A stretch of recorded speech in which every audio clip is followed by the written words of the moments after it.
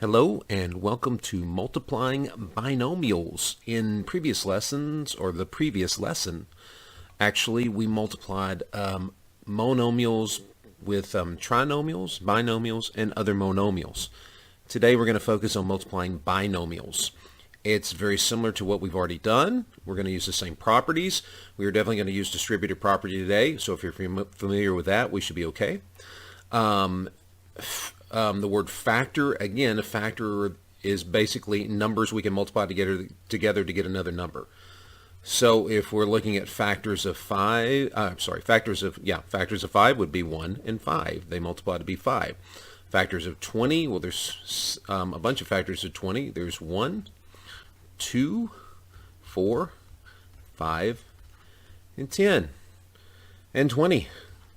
Those are all factors of 20 because you can pair these up here, the 1 and the 20, the 2 and the 10, the 4 and the 5, and they can multiply to be 20. Those are factors.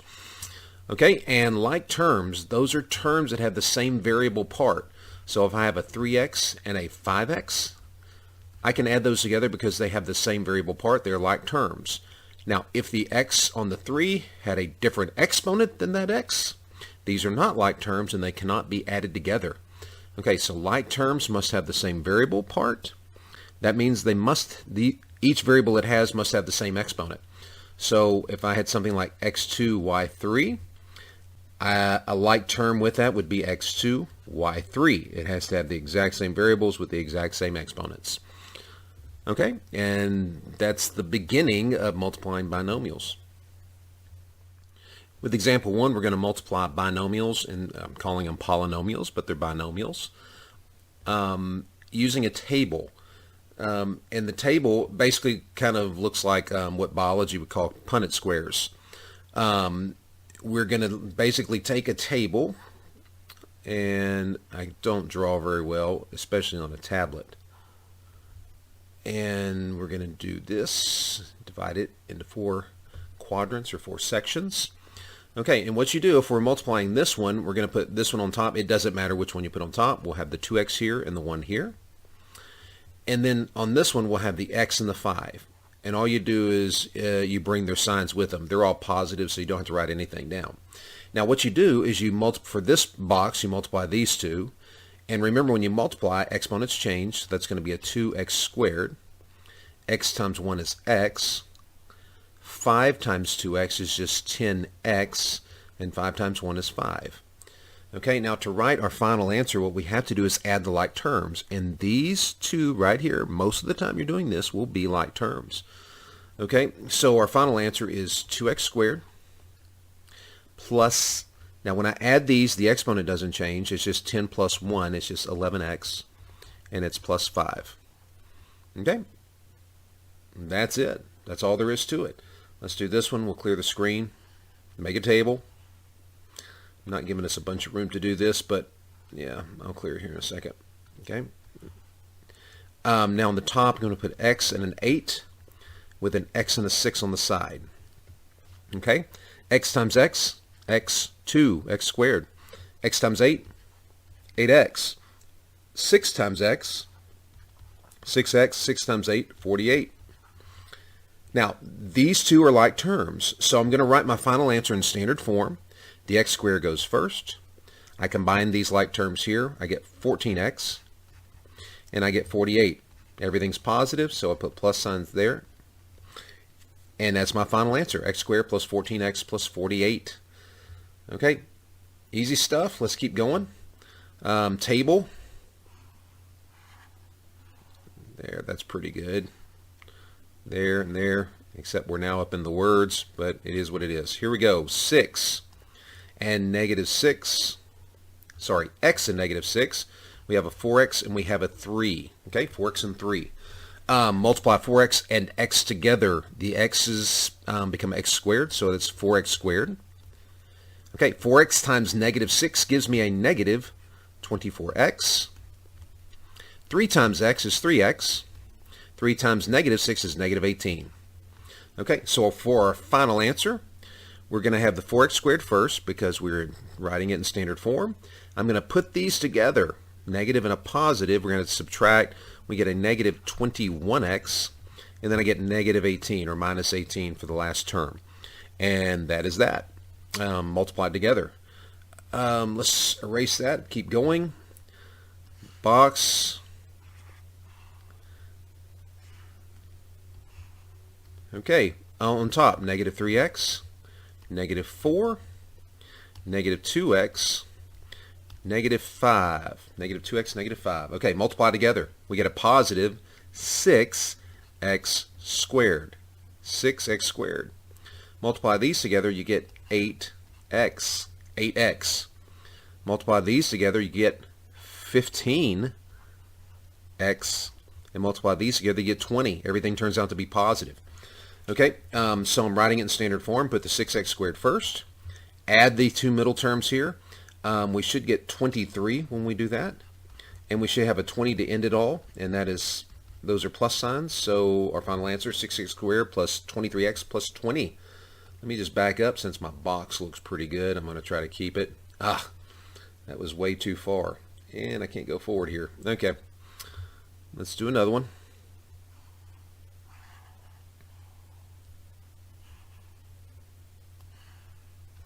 Okay, here I've got 2x, I've got 3y, I've got negative 4x, negative 5y.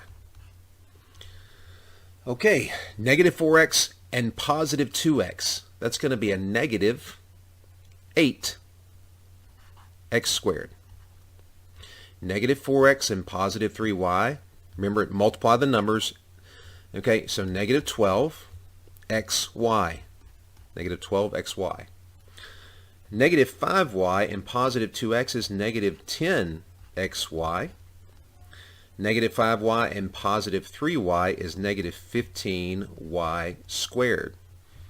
Negative 15y squared. Now write your final answer. Negative 8x squared.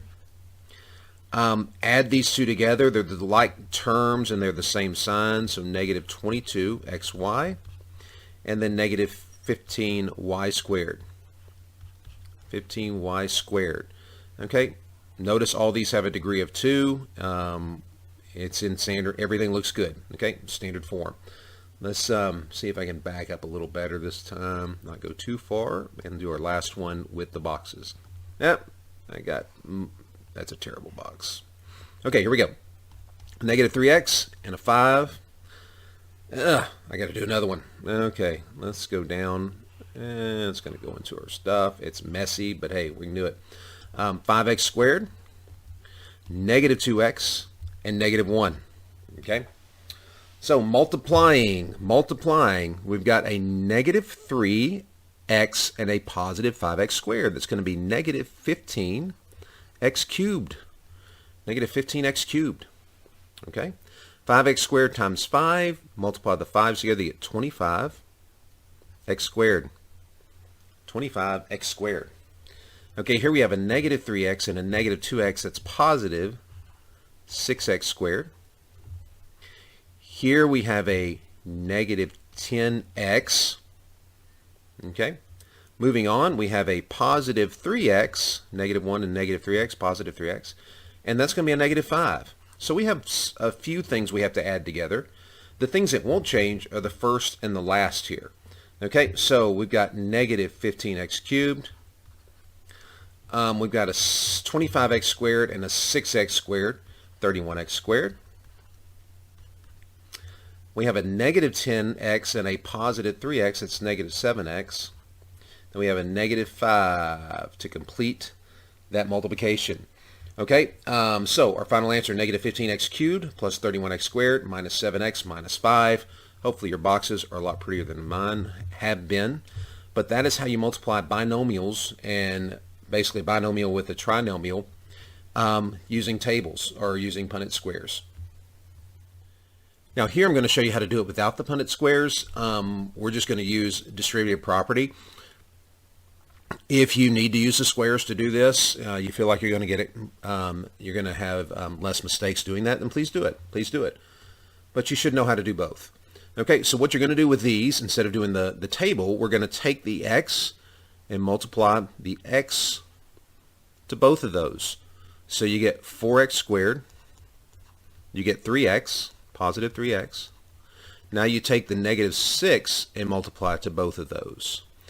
We get negative 24x, and why I put a 6 there, I don't know. Okay, so we got 3x minus 24x, and then negative 18 to end it all. Negative 18.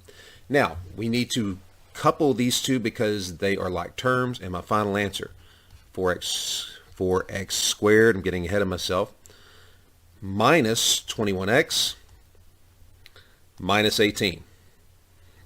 Okay, keep going. Here, multiply this to that and this to that. So I get 6x2 and I get negative 14x.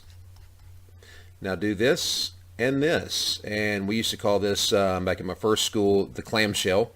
Make sure you've got a clamshell there before you are finished multiplying.